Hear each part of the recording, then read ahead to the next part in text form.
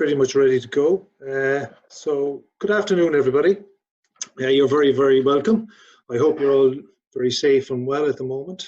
This is our first digital seminar, so we'll see how everything goes. I'm sure it'll be fine.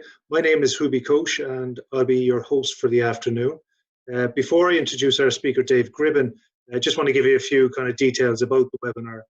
First, it should last between kind of anywhere from 30, 35 to 40 odd minutes. It will be interactive, so we have a few polls which are anonymous. There'll be 3 in total. You can ask questions as well too. If you click on your screen and see the little Q&A icon there, we'll hopefully get to them during the actual presentation, but if not, we'll get to them at the very, very end. No need to take any notes. We are recording it for your benefit, and we will forward you a copy of this. And if Dave mentions any articles or reports, we'll send you links onto those reports as well too. We are very keen to hear your feedback, what were your thoughts on the subject matter, the actual discussion, and how it actually all worked for you as well too. Okay, we're very interested in that. And look, let us know if you want an introduction to Dave as well. We're very happy to make that introduction for you. So Dave, as a leadership and performance management consultant, he's been working with Blue Chip for some time. He's had a session, we've had a session with Dave. It was in around the actual time when COVID-19 lockdown was actually coming into place. And the session was on high performance teams and leadership. It was very, very apt and a very, very pertinent time as well too, because what Dave described was a client of his who had to work through some major crisis, what they did, how they achieved their goals that they set out at the start. But really what they did is they tore up the actual rule book and had to start from fresh to survive, right? So it was really, really good, really telling about what companies are doing in this environment. And we thought it'd be great to share with our clients as well. As their businesses are going through certain changes, will they survive? How will they survive, companies, and what the future holds for them as well. Okay, so we thought it'd be very good for them. So just to introduce Dave properly, before we do, he has worked with people in Ireland, Europe, Hong Kong, and across the States. His clients range from large cap multinationals to startup companies as well, and spread across several industries, from aircraft leasing to financial services to international sports companies and many others. So what we're going to do is, before I hand over to Dave, what I'd love to do is give you a little bit of a poll, okay? So one of these questions is, on a scale of 1, not being well, to 10, being very, very well, how well are you leading yourself, your team, your business through this COVID-19? If you can click on that poll there, we'll get a few stats back.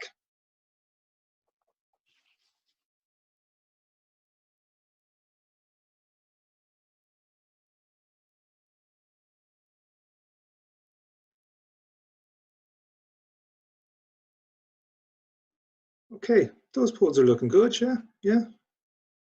Fascinating. Yeah.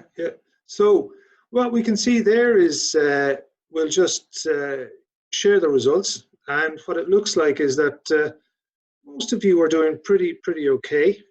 Good diversification in around kind of the bulk of the middle. Some people are doing a bit better and other people aren't. So what I'll do is I'll hand over to you, Dave, and hopefully we can change everybody up to a full-time,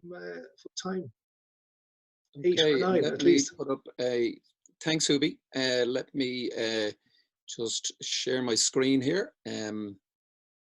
Do you need to unshare? Let's just do it again. Should have done that. Oh yeah, we've got that. Yeah, we're all good. Good afternoon, everybody. Welcome to a very unusual 1st of May.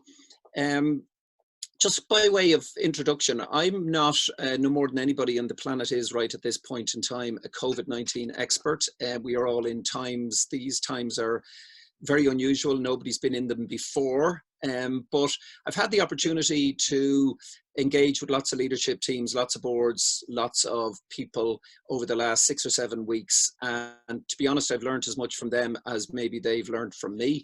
And what I want to talk about, which hopefully be of some benefit to you in terms of creating some new thinking, maybe some ideas, maybe some things you can action, or indeed confirm some things you're doing. Yeah, just give you the comfort of knowing, hey, I think we're doing some of the right things here. Is share some thoughts from what I'm seeing and what I'm reading as well. So at the bottom of the screen there, I've noted just a couple of sort of key points as to where I'm getting this information from. So it's large and small businesses in Ireland and across the world, but mainly in Ireland, to be honest, in the last 6-7 weeks. And also a lot of publications just in April. So I've tried to look at some of the things around how people are leading in these times right now, rather than to go back much further than that. And I'm going to leave you with an example of one of my clients, which is World Rugby, and the crisis they faced back in November 2019 when a typhoon hit the World Cup and they had to take radical action. And whilst we all may have points of view on that, it's interesting to hear from Alan Gilpin, who was running the tournament and in the heat of the battle, as to, what are the lessons he learned. So ahead of this, I asked him, what lessons did you learn that are even holding well for you in this crisis? So I'll share that at the very end, and hopefully that will be of use. So let me just move on here. So for some reason, just at the minute, oh, here we go. So yeah, first thing, this is something I picked up in Harvard Business Review. HBR had been publishing all their COVID-19 stuff, if you like, for free during April. I just say that to you for what it's worth. So if you go on to HBR, you'll get a lot of content if you're interested, if you're not a subscriber. But one of the big points they're making, and I think Dave, yeah. I think have you got the actual polls there up in front of you? Have you? Or I don't. Is that gone now? I think it's gone from my screen. Yeah. Yeah. Perfect. Great. Yep. It's gone from my screen. Yeah. Yeah. Sorry about that, guys. No, not at all. One of the big things is that crises are often overmanaged and underled, and that's one of the things that I'm seeing quite a bit of. And I don't say that as a criticism, because obviously crises have to be managed, but in general, I would say they're being underled. And I'll come back to what I mean by that. I think one of the key points is that. Sorry, I'm having trying to get my slide to move on here for some reason. Bear with me, please. Oh, here we go. Yeah, there's a bit of a slow reaction. Yeah, it's just slow reacting. Yeah, we're okay. I think one of the first things I'd say, and I am saying to leadership teams, and I'm noticing in leadership teams, is to be really clear at these times between the leadership activities that you're engaging in versus the management activities you're engaging in. And there is, there's lots of definitions as to what leadership is and what management is. And I guess in these times, the way I might put that is, leadership is around fully engaging people, which is pretty tricky business right now when there's an awful lot of the workforce out of work. There's a lot of the workforce at home, obviously, and there's a lot of the workforce working wherever they work in entirely different circumstances than before, and they're going through their own things. So that whole equation of full engagement of people has become a brand new equation in many ways, and that's a leadership activity. And management, which is often where a lot of people are more comfortable and there's a lot of things to be managed, gets a lot of the attention. So that's probably one of the first points I'd make is, pay attention to what you're doing on a regular basis. And imagine if you even were to look back over the month of April and say how much of our time was managing versus how much of our time was leading, you might find that you may be moving into May, whilst there's still a lot to be managed. Think about some of the leadership things, if that makes sense to you. Another point, and I thought this is, I'm seeing little bits of this, and I'll give you some examples, is leaders either grow or swell in a crisis. So what I mean by that is grow out of their weaknesses and rise to the level of the challenge. In other words, they adapt, or the worst of their weaknesses swell to new levels. The classic weakness, and again, without sounding like a critic, that I see is that a lot of people running and managing businesses, their instinct is to be on it and running it, and absolutely that's a necessity in many cases. But for example, if your nature is to be quite control orientated, what you might find is where leaders are running businesses, they've more time in some respects than they have before. They're doing less travel, and they're seeing they're probably in more meetings than they've ever been before. And the criticism that I'm hearing coming through is that they had a control orientation which was healthy. It's now become unhealthy. That's an example of it. And we'd prefer to see the leader actually step up into the proverbial cockpit of the plane and actually take us to the next place, type of thing. So it's watch for those tendencies and trying to keep them in balance, I guess, is the key point there. Yeah, sorry, Dave, just a very good question that actually came up there.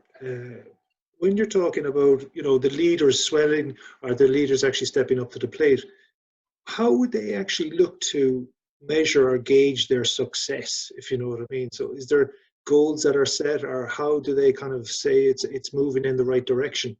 Yeah, it's a good question. I mean, to be honest, these things in these times, without getting too, without over-engineering them, it's about talking to your people and asking and getting really clear about, having real dialogue and real conversations with your people in terms of how they are being led, what they are looking for, what type of support do they really want? Are we having real conversations? What is their view of where we're going to next? How can we rebound? It's really engaging in the leadership conversation. And sometimes it's just as simple as asking somebody, how well do you think we're managing this situation versus how well do you think we're being led in this situation? And sometimes people haven't thought about the distinction between the two of those because the current context is so challenging and overwhelming even for a lot of people that they're just buried in their day-to-day. So I think it's sometimes about the leader asking a leadership type question and raising the heads and creating a different space for that. I mean, obviously, I've been on a lot of Zoom calls with meetings, including in your own business, Hubi, and, using polls and things like that can be a lovely, simple way of trying to get a sense of where people are at. I'm going to show you a couple of examples later in this webinar, some of the tools I'm using to get a sense of where people are at. But sometimes it's just trying to get some feedback. The last thing I'd say is self-awareness. Leadership for me in these times, it's about consciousness. It's about, are we conscious of the leadership role we're trying to play versus the management role we're trying to play? And are we conscious of the activities that we're undertaking in leadership versus in management? And are we giving the right balance to both of those? Yeah. And I presume then is it more, Dave, that you're leading the people as opposed to the business, so it's more personal? Yeah, I would say in these times it's about fully engaging the people, providing genuine safety as distinct from comfort in these times. Are we safe? Is the business, even though many businesses rightly have had to take a lot of very tough decisions, is the business safe? And then providing hope. Hope replaces fear, and there's a lot of fear out there for good reason. But at a human level, hope replaces fear. So leaders have to get into the hope business. Where are we going to next? What does that look like? And obviously balance hope with truth. Obviously trust people with the truth, but there has to be hope there as well, and that's the job of the leader in my view. And I've noted that many leaders are doing this quite well, and it's a tough job because many leaders are also on the back foot. They're wondering whether their businesses will survive, and they're not entirely clear as to what the future does hold. So it's quite a tricky business. Okay, great, thanks. Okay. This is a framework I use. There's many definitions of what leadership is, but if I could just play with this one for a second or two, just to make some of that point, dare I say, in normal times, in my view, a definition of leadership is setting a meaningful context. So that context has changed. That challenges and supports people. Well, the nature of that's changing. To be at their best in pursuit of their needs and those of your business, if you like. So a couple of things that I would just, if I drop COVID-19 in on top of that, it's about resetting the meaningful context. So the context has changed. Now what's the context? Is the context survive? Is the context thrive? That's entirely to be set by the leader. So what is that context, and what do we call it? What are we marinating our people in, our customers in, and so on? Challenges and supports are quite interesting. I mean, the nature of challenge at the minute is very high on so many fronts, both in business and personally. And the support that people need has also shifted hugely.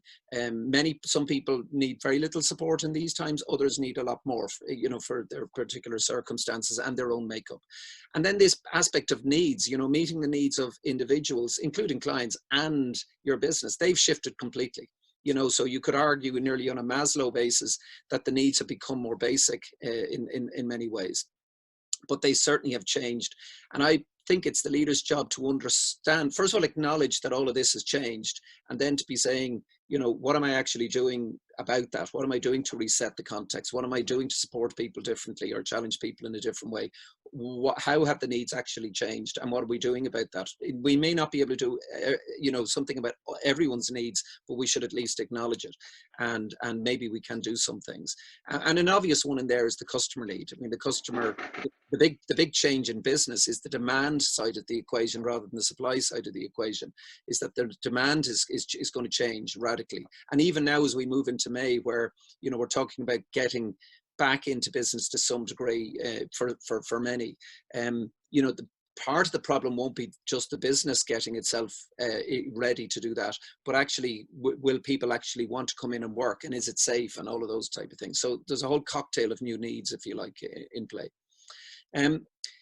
Another key point, and this struck me from speaking to quite a few CEOs in the last 6 weeks, and that is that in many ways these times are going to define organizations for a long time to come, and leaders for a long time to come. And I have a picture in my head, which is that people will go looking to join companies, do business with companies, stay with companies. And part of the deciding factor for them will be, how do they show up in COVID-19? And you could have lots of ways of looking at that. What do they stand for in that? What contribution how do they look after their people? How do they look after their customers? How innovative were they? And I think, so in many ways, these are defining times, and that's not to add to the pressure that many of us are under already, but it's an interesting way of looking at it, so that we become super conscious of how we're showing up in these times. So my bottom line in all of that is be careful. And I don't mean be cautious, but I literally mean the word care. Be clear about what you do care about. And I'll make a point about this later on in terms of brands, and what I'm hearing Edelman saying about, how brands should be showing up in these times. So what I focus on, the body of this is really just looking at a lot of stuff. Maybe some of this is obvious to some of you, but around 3 key areas. So I've seen lots of businesses tackle the last 6 weeks in lots of different ways, and broadly I'd put it into these 3 boxes. How do you look after your people, your business, and your future, if you like? In terms of the people piece, people, we're all, all of us in this webinar are the same. We've all probably traveled or on this, this curve, which we're probably familiar with. My sense of it is that teams and organizations, and it sounds like from the poll that Hubi just did, that people are in a pretty okay place. That teams and organizations are generally doing better than people. That you might say, well, the people are the organizations, or the teams are the people. But actually, when I ask people, how well are you doing?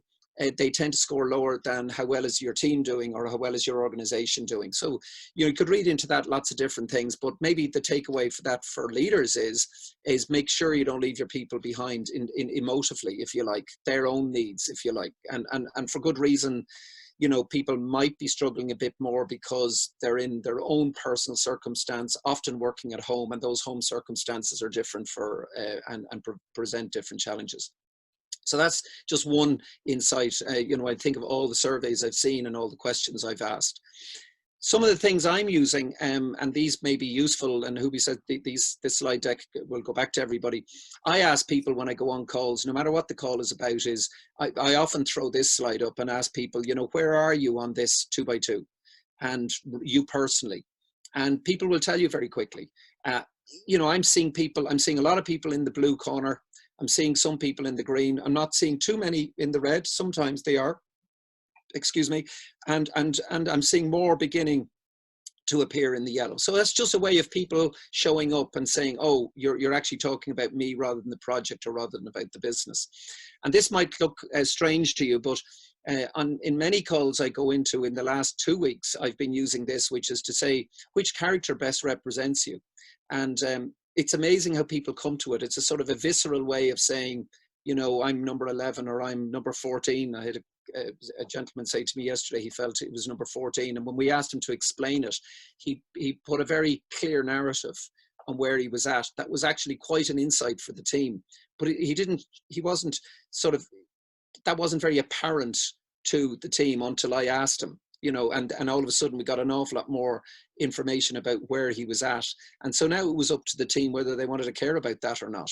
But it was real and it was there. And whilst it's, you know, teams aren't meant to be therapy groups per se, they are meant to be safe places. They are meant to be places of human connection, and they are meant to be real. So this is a way of beginning real conversations with people. That can be nice segues then into whatever meetings you're having, or indeed they can be meetings in and of themselves.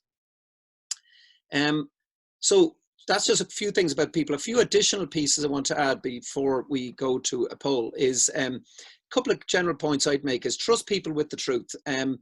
I've noticed that people want to know the truth and they're searching it out anyway, so online and elsewhere, and we're getting a lot of hard truths obviously on a daily basis across the world. So trust people with it. I think they're generally able for it, and particularly with regards to your own business, people don't want to be told something that actually is highly unlikely to materialize. Meet the innate need for safety. Go back to that needs point. In other words, tune into what people's actual needs are, and they'll be different. I mentioned it earlier, hope replaces fear. So I think the job of leaders is to be in the hope business. And whilst that's sometimes hard to put language on, depending on which industry you're in, it's to try and lean into that space. Reset meaning, I mentioned earlier. Be smaller than the moment, be humble. I think it's about, you know, sometimes if people aren't seeing the leaders, they're imagining the leader might be in a different situation, a better situation, but often the leader is in a similar situation, sitting at home in their proverbial box bedroom, trying to run a business and possibly in difficult circumstances. And in many ways, just showing up as a real normal human being is really important, and not trying to be bigger than the moment. It's often useful to do the reverse. I actually look at somebody like Jacinta Ardern in New Zealand as somebody who comes across as very down to earth and meets the people where the people are at, and hence people can relate to them, which is that idea, that next point, which is relate and communicate often. So, you know, be as visual as you can in communications. There's a lot of people are having online meetings. Some are using video conference facilities, some are not, some are just emailing. You know, I would say, you know, producing video content and actually communicating with people on video right now from your home is an entirely appropriate thing to be doing. And then just some of the other points I've made there. Buddy Up, I'm going to show you in a second as an example. Buddy Up is one of the organizations I know quite well is using, where they're getting people to support each other. And then this last point, before I show you this, is manage the informal cultural void. For me, culture is made up of lots of things, you know, symbols, rituals, all sorts of things, behaviors. But an awful lot of the informality of culture, which I sometimes think of as sort of cultural glue, you know, the bumping into each other in the coffee station, the wandering out for a coffee, the casual conversations we have that create that sort of cultural connection. A lot of that has been blown away by this event. And I think it's really important to pay attention to that and find ways of bringing it back in if you don't already. So there's lots of ideas that organizations are doing to just pay attention to that informal cultural aspect, rather than every engagement being a formal engagement, which it never is, except in these circumstances in many organizations. A lot of the connection has been quite formal, and for good reason in the early stages, but I think it can become less formal.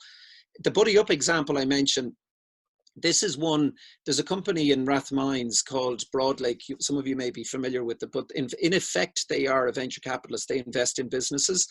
And I think they're a venture capitalist with a difference, run by a great guy, Pete Smith.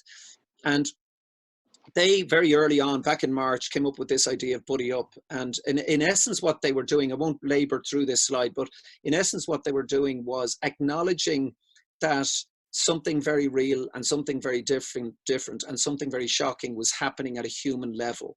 And they wanted to acknowledge that and put a framework in place to sort of say, we acknowledge this is real. We acknowledge you need support. We acknowledge it's okay not to be okay. And what we're going to do is put a Buddy Up system in, and we're going to explain why, we're going to explain what it is, and we're going to buddy you up. We want you to buddy up with somebody you trust, and we want you to be having regular conversations that are not about the business, but that are about your well-being, that are about you. And they've gone further than this in terms of other things to support their people. And I sort of like this simple, really simple idea that acknowledges their people, and says, you know, we're going to put as much thought into and frameworks into managing our people as we are into managing our business, if you like. So just to say that. And then I'd finish the personal piece by just mentioning some obvious stuff. I'd imagine many of you on the call are already doing this, you know, personal and team check-ins as well as business check-ins. I was working with a business yesterday morning, and I asked one of the people on the call, how many Zoom meetings do they use, or team meetings, because they use Teams, how many Teams meetings have you been on that have not been about the business or a project? And the answer was none. And, you know, the leaders were well intended and they were under a lot of pressure, so I understood why. But the bit that was going missing was an awful lot of the humanity piece. The human piece was gone in the crisis. And so, you know, it was obvious to them once I asked, you know, what they thought they should do. Informal connections, I've mentioned, you know, there's a lot of companies, you know, having their coffee at a certain time in the day or at a certain time in the week, and happy hours at the end of the week, or just say, why don't we have lunch together? And at the same time, watch for what's sometimes been called Zoom fatigue, because being on video conference is more intensive than being in meetings, because particularly when all the faces are staring at you, you know, it's hard to look away. So, you know, the attention required is a little bit higher, and a lot of people do get tired of it. So keep it human, keep it simple, and do it collegiately is I guess my main point. Hubie, do you want to launch a poll there just on that? I think actually, yeah, Can you do that? yeah, I can. Just curious. No, this actually, I think actually it's on your screen there, David. Actually, this is Yeah. Up at the top there, is it? Yeah. You want to launch poll number 2, is it? Yeah, that's it. So I need to stop sharing. Hold on. So I launched poll number 2. Okay. Okay. There we go. Launch poll. There we go. So that's up on the screens there. So it's how relevant are these simple ideas, buddy up to your business, and it'd be interesting to hear kind of what people's thoughts are. Yeah, it's an anonymous poll, so I'm always interested. It gives me a good sense of where are people at. Yeah. With this stuff. Yeah. Okay. Interesting. Okay. No, thank you for that. Can everyone? Can you see the results of that poll? Yeah. So why don't we kind of share the results, and then go. So what you can see there is nearly 50% actually, yeah. We're kind of, okay, it's relevant. That's just it's useful. I appreciate the feedback. Thank you. Okay, let me just knock that poll off. Okay, on the business side, look, I think this little map is probably what most businesses are doing, but I'll share it anyway. It was the best sort of synopsis I could see. It came out of a webinar I was on with the IOD. You know, some businesses should have a COVID response team. You know, that can be sometimes their leadership team, or it can be a cross section of teams. Obviously, adjusting cost and plans. Most businesses have done that now. Stay really close to the customer. Some have and some haven't, in my experience. Some haven't seen the simple opportunity that they've had to actually talk to the customer, because sometimes businesses think, well, the only reason we should talk to our customer is about what we do, rather than to pick up the phone or to find a way to talk to the customer to say, how are you doing? And it maybe have nothing to do particularly with what products and services you offer. There might be opportunities for smart pricing and ways of protecting margins. And obviously a lot of companies have already adjusted and done that. Some companies have gone and adjusted the entire commercial model because they've had to do that for good reason.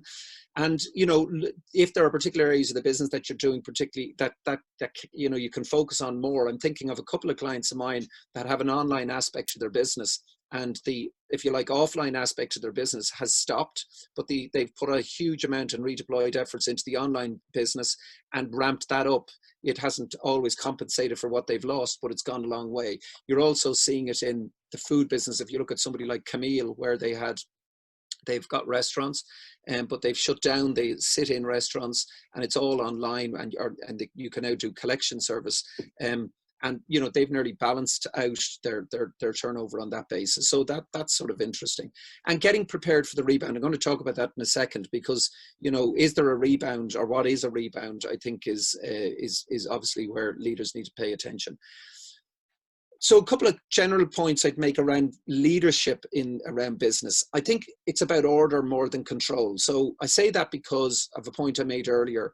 The tendency sometimes for leaders is to get very control orientated right now because they can. You know, we're sitting at our laptops and we can get on in the business more. But I think it's more about creating order. It's about reorganizing and decentralizing the response. In other words, how do we change the way we do things and devolve the response back down into the business? And buddy up is an interesting case in point around people. You know, move the initiative down into the people rather than it being quite directive, which is understandable because there's a lot of risks around. So the tendency is for some to be very directive when the risks are high. I get that, but trying to find the right balance. Speed over precision. That is okay for, you know, some people like that. My experience as entrepreneurs like speed over precision. I think I'm built that way myself, but a lot of people are not wired that way. So, but I do think we are in times where speed generally matters more than precision, and it sort of fits with this adapt boldly, like fail fast. So if you've got to change something, you know, change pretty quickly. Good example of adapt boldly was a really simple one is Forest Avenue is a restaurant in town.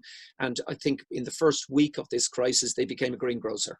And they still are. So if you go on their website and you go to Forest Avenue, the restaurant, it says we've been a greengrocer since March, and they adapted that fast, and they've stayed in that place. I don't know how well they're doing, but I just thought that is pretty quick move. Now that could have failed, and I'm sure they would have tried something else. Obviously, a lot of us are, you know, a lot of companies I deal with are reporting to stakeholders or shareholders above them, if you like, funders. And so they're still being asked to deliver and deliver reliably. So it's when having reset numbers become very reliable, because when the risks are super high, reliability becomes one of those sort of calming factors, and the opposite is also true. I think also making sure values and principles guide decisions. Be careful of straying off a piece, if you like, in terms of what you stand for and what you're about, just for the sake of money. Appreciate that's a balancing act too, but don't go too far off piste. It might, you know, by staying aligned to your own values and principles, it might bubble up some new opportunities. Getting closer to the customer here with Blue Chip is a good case in point where, you know, when that thought came into the team in Blue Chip, it was, hey, look, there are things we can talk to our customers about, and it doesn't have to be just what we do. And stakeholder management, I think, is a huge thing. I think bringing stakeholders with you, and this is something that I'll mention regarding World Rugby, is really important, is we all have stakeholders, obviously our people, our customers, you know, maybe we have our funders, our regulators, whatever it might be. I think keeping connected to those in these times is really, really important. And maybe that's an obvious point, but sometimes some stakeholders can get left behind. Just a couple of general points, you know, just to finish on customer, meet them where they're at. A lot of customers, you know, a point I made earlier was, I think one of the big shifts that's happened in the marketplace is the demand side has got hit more than the supply side. So it's sort of tuning into that demand, that customer, where is their head at? And that's a fascinating piece in itself. So trying to meet the customer where they're at now. What do they need now? I'll give you that example of, you know, ironically, you've got a food business doing yoga. Invest in them. You know, this is a case in point, possibly, if this is worth your while, is you've got an organization like Blue Chip saying, hey, listen, we can offer something that we take into our business, and we can offer it back out to our clients as well. So it's a good example. And care about them, not just transactionally. And I'm going to make this point in a second regarding brand. I think this is not a time to, you may, obviously we've got to do business, but it's not a time to be too overt about that. And where it is, it's where it's appropriate, fair enough, but there's probably more cases where it's not, just in the times we're in. And it leads me to this point around brand. And so I was reading a piece of research that Edelman did, the PR agency, around brand, and they made 4 key points around brand at this time. One was, people want brands to solve rather than to sell right now. So, you know, that's probably a good general guide. Brands must sacrifice self-interest for community interest. Now, you can see that as an opportunity, because you'll see a lot of brands are actually asking themselves the question, how can our brand make a genuine community contribution? And when you ask yourself that question, maybe a lot of ideas come up. Maybe you've already done that. communicate with empathy and facts. So obviously trying to genuinely empathize with how people are thinking, how people are feeling, and genuinely care about them, along with the facts, is the best way to be communicating. And for some organizations, it depends who you are, partnering with government, being seen at that sort of much wider community level to make some contribution to the greater good are great opportunities for brand at these times. That'll never be forgotten. So just to make those points.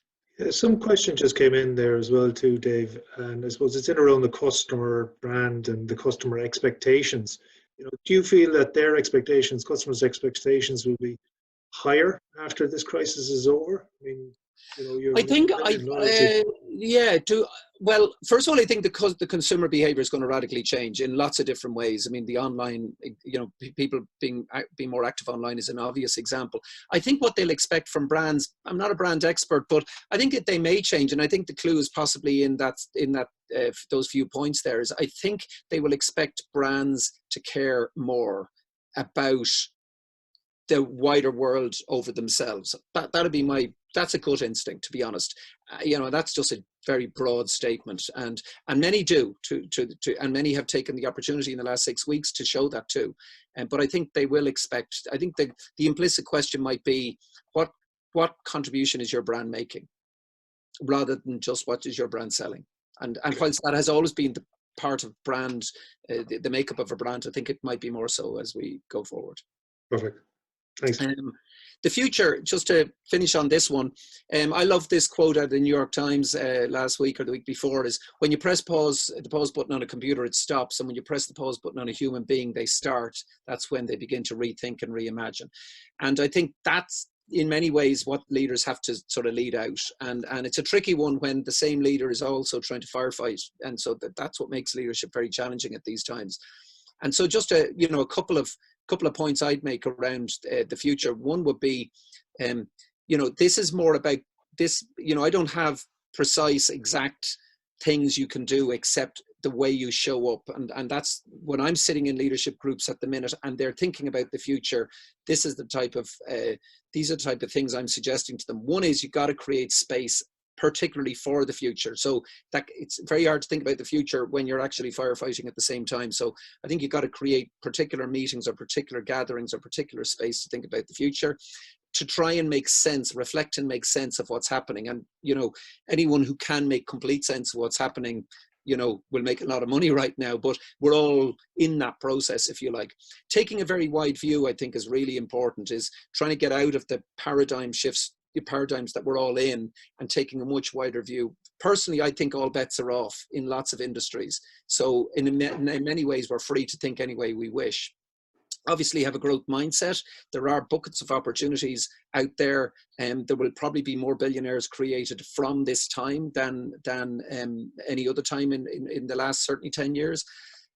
Be flexible to anticipate the unexpected. So this is all sort of making a similar point.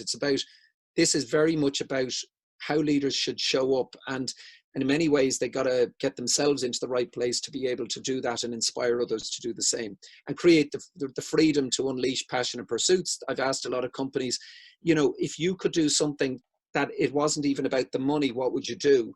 And sometimes when they think about that, they can think about monetizing it. So it is that opportunity as well.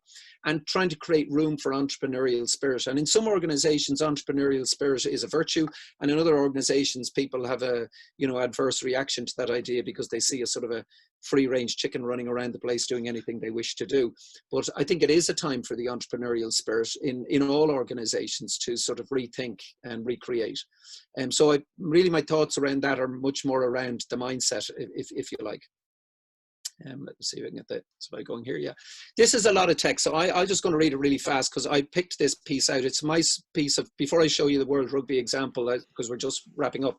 This is out of the New York Times, and I just thought this was a lovely summary for me. It's the strongest local leaders will be the ones who collaborate with others and at the same time are exceptionally clear about their plans, brutally honest about the risks, utterly specific about the behaviours they're asking us, and constantly searching the world for the best practices, and totally transparent about the technologies and technologies, I beg your pardon, and data they want to collect. to track our movements and contacts. Now, this was done in a wider sense of leadership, as you can see. They'll also be the leaders who go to the extremes to protect the most vulnerable. And you can map that into your own business context. Even that last statement, you know, what are we doing to protect the most vulnerable who work for us, or to protect the most vulnerable of our, you know, in our communities, or whatever it might be. And to the great credit of many organizations, they've shown up against this measure. So I you know, it's a very wordy slide, I appreciate, but there's a lot of good content in it that can be ways of sort of referencing how you as a leader are showing up against this in the world you're in. Let me finish with the example of World Rugby. I appreciate that maybe many of you on the call have no interest in rugby. You don't have to.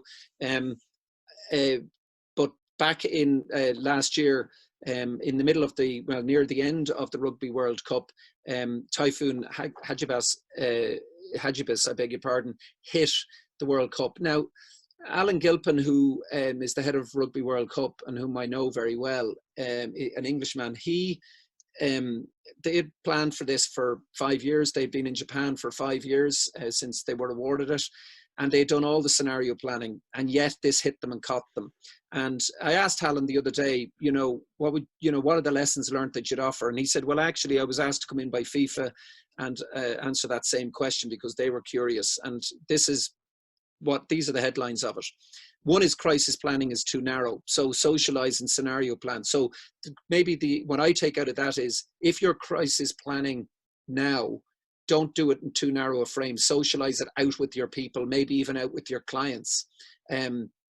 Because you know, we all get locked into our own frame of thinking, if you like, and you know, that's one of the things he'd say.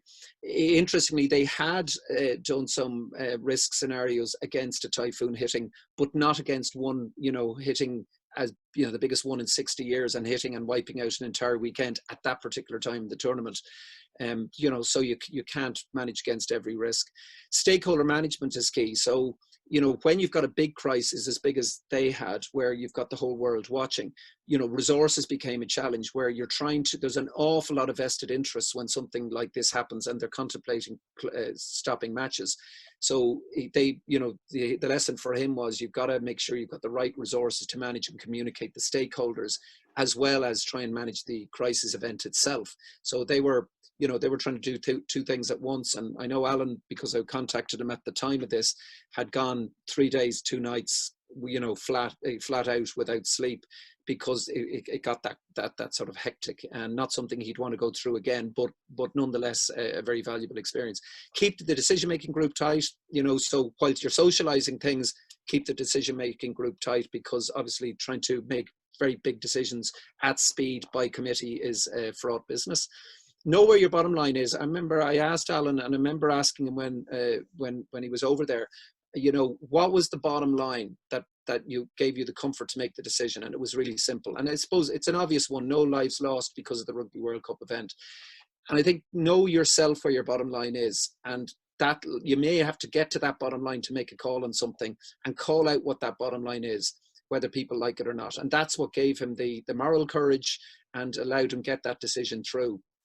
And, you know, I say this not in defense of him, but, you know, he's an Englishman who cancelled an English match with 20,000 England fans who had just gone over to Tokyo. So, you know, he had to be utterly objective, and he is. That's his nature. Another one I thought was really interesting is lead from the front. You know, a lot of us don't have to lead from the front on a daily basis, and it's not always the right thing to do.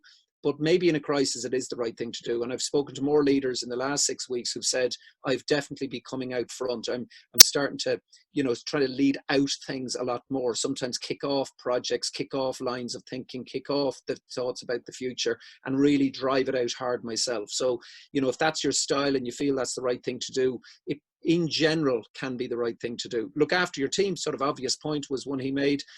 You know, that when he was going through this, he realized he had a team going through it, and he had to, you know, make sure he was looking after the team. But, you know, that took an awful lot of effort, and it was really important that he did it. And trust your instinct.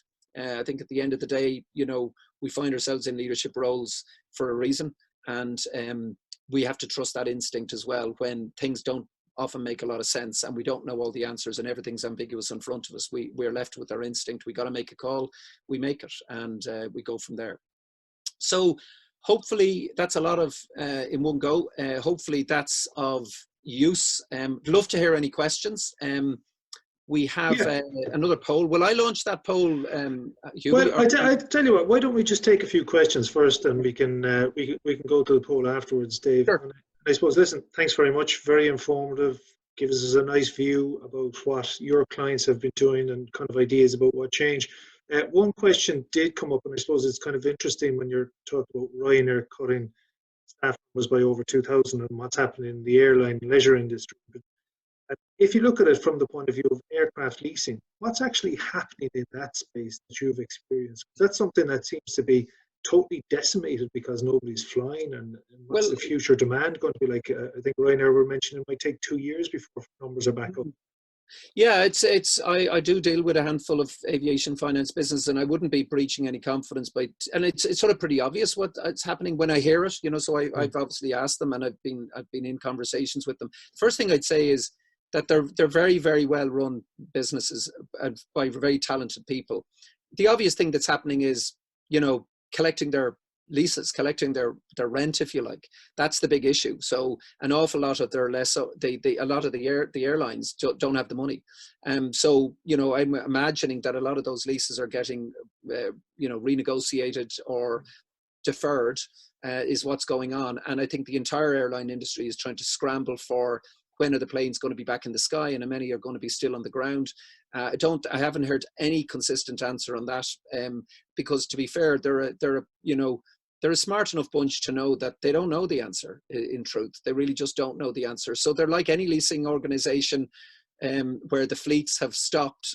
They're obviously trying to protect their assets, collect their rents, not lose their customer. So they're right in the heat of the battle. What I find quite interesting about them is they're very calm, they're very level-headed, and they're all, as many on the call probably know, like they're all funded by all sorts of big sovereign funds and various other places. So a lot of their day-to-day is managing their funders, if you like, managing the risk profile of their assets, and it's just a tough business, but it's a long-term business. I mean, they do believe planes will be back in the sky. They do believe we'll be flying again. Will we be back at the same level? I think we will, but it will. I do think it will take time before business travel is probably taking a hit for the long term, because we're all now getting used to Zoom calls, and leisure travel is going to be, people are not going to do it probably full scale until there's a vaccine. So I probably agree with Michael O'Leary that you're probably 2 years away from that, because he's more in the leisure side of things. Yeah. So question for you, I suppose a follow on from that is, and you mentioned stakeholders, right? If you have a business and you've got your employees, you've got your customers, your clients, whatever it is, and you might have funders, right? So you've got 3, maybe 4 different types of stakeholders. How do you prioritize amongst those stakeholders, and who do you focus on, or what gets you through kind of this crisis and gets you kind of growing into the future? Yeah, I was doing some stakeholder mapping with an organization about 2 weeks ago, and to be honest, that's the answer is to do a bit of stakeholder mapping. Who are all our key stakeholders? Who needs to know? Who has to know? What power do the stakeholder have over us? You can drop that into a sort of a matrix, and you can come up with a stakeholder management strategy pretty quickly. And so that you then put, various members of your teams on certain stakeholders, which may already have been the case, by the way, but there may be particular stakeholders that need more management right now. And maybe that, you might find some stakeholder management is going to a more senior party in the organization for good reason.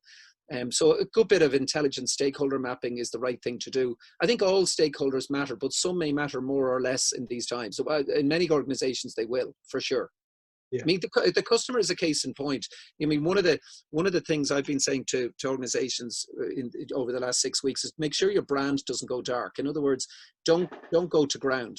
And a lot of brands have gone to ground. A lot of, I'm talking even small businesses, because I deal a lot with small business where they're concerned and they're busy, but their customer hasn't heard from them because their shops are closed. Their customer hasn't heard from them. So there's a key stakeholder that you don't want to lose that stakeholder.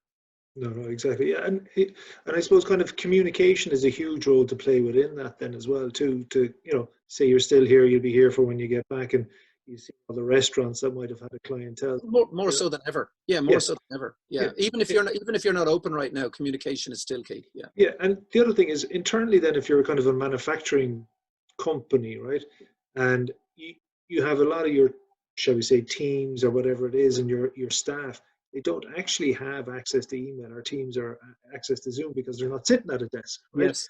So if you're looking to communicate a message to them, have you come across any of your clients that have used other means of actually getting the message across, or how you would best communicate to members that just clock in and clock out, for a better word? Yeah, it's a great question. I'm on the board of a manufacturing business, and to be honest, it's really simple. It's exactly that. We don't have them working from home. They're currently on COVID support payments of various sorts. I was on a board meeting this week where we're trying to work out how we come back into opening up the facility, possibly from next week. Who knows? We'll find out this evening, I guess.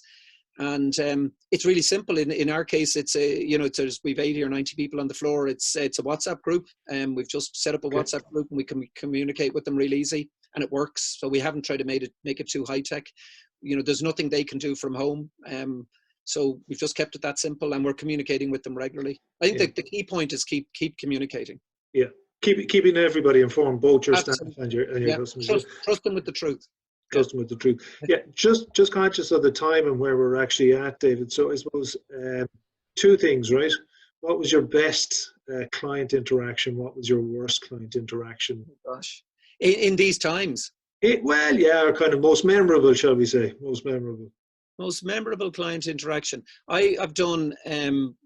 So I'm going to show you that this question wasn't prepared. So what was my most memorable? So straight off the top of my head is I've dealt with a number of banks and reinsurance companies down in Bermuda, and I probably don't need to tell you the rest of the story, but I've worked with them in some beautiful locations down there over the past 4 or 5 years. So that's been incredibly memorable. And lovely people, amazing island. So that's been incredibly memorable. Worst, I can remember very early doing this work. I've spent 30 years of my career sort of in businesses and in the management teams of businesses. But the last 10, 11 years doing this type of work. And I remember very early on working with a team in a business. I won't even mention the industry because you could find it out very, very quick if you looked at my client list. And it was early days and we were getting a team together. But anyway, we had a try to have a real conversation. I suppose the best way to put it, we tried to have a real conversation, and it got too candid too quickly. In some of the team were very keen to get very candid and very real very quickly, to the point that some people got very upset, and we had a bit of a walkout. It didn't finish that way, but we got everyone back into the room. That was probably the worst one, because I sort of felt partly responsible for encouraging a real conversation, and it got a little ahead of me. To be honest, it was a good lesson learned in that. It thankfully has only happened once, but nobody died and everyone was okay, and they're all still together. Good. Well, do you know what? Do me a favor there, Dave, and pop up the poll there for us, and we can. Hubie, I've handed back to you now. Perfect. So you see that yet? So let me do this right. And we'll, okay. Where is this gone? No, this is the question. I think, have you fully handed it back to me, David, have you? I have, yeah. Do you want me to see if I can do it? No, there we go. Have it there. So listen, just to kind of wrap up, appreciate everybody's time, in particular you, Dave. It's great to hear how you've helped clients of yours in the past. We would be delighted to hear kind of a bit more detailed feedback, but glad to see people have found this extremely useful or useful. That's good to hear. Definitely, if there is further contact that individuals would like with Dave Gribben, we'd be very, very happy to do that. And look, we're very happy. We're at the end of the line at the phone. We're also kind of available to have these Zoom calls or actually kind of team calls, whatever suits people. And I suppose ultimately, thanks very much for coming today. Appreciate your time, and stay well and stay safe. Thanks. Well done, Hubie. Just to publish that then. Okay. Thanks, guys. Appreciate it all. Cheers. Bye.